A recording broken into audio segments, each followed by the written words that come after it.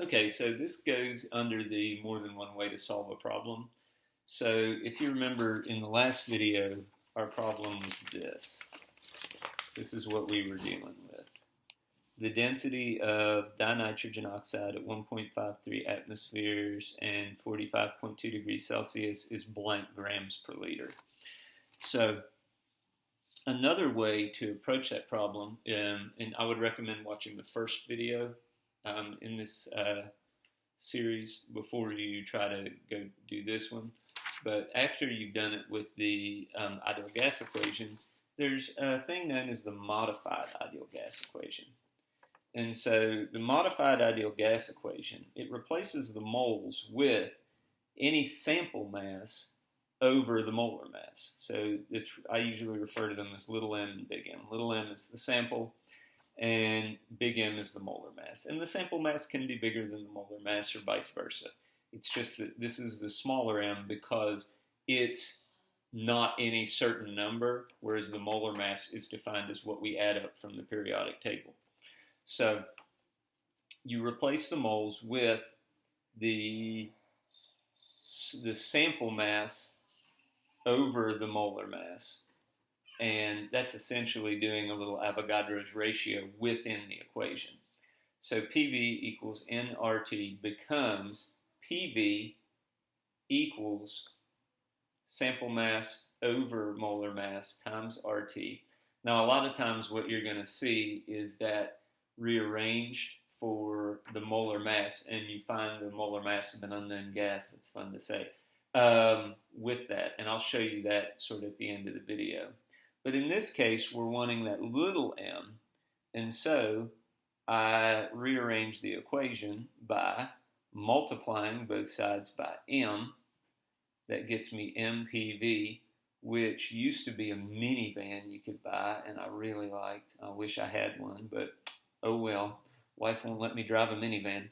So MPV, and then you divide it again by RT to bring the RT over here, and what leaves you is this little m. So MPV equals RT. MPV, I'm going to go ahead and say, I could drive a minivan if I want to. I was just joking.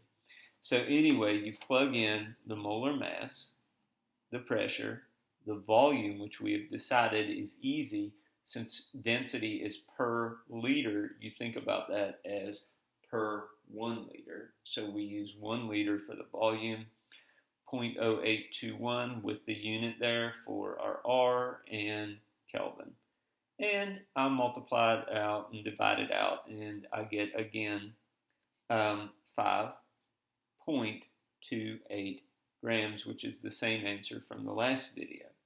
Now, real quick, when you do this again, PV equals nRT, replace the n with little m over big M, RT equals PV.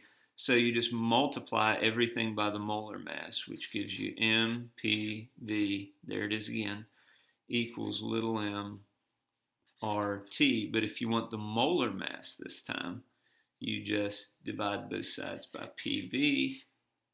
PV, I'm going to show you this here in a second. And so molar mass of an unknown gas is the sample mass times RT over PV. So original ideal gas equation, PV equals nRT. PV, sample mass over molar mass times RT. And then I multiply both sides by the molar mass, bring it over here, then divide by P and V to get the molar mass by itself. Modified ideal gas equation to solve for the molar mass of an unknown gas is M equals little m RT over PV, little m being the sample mass.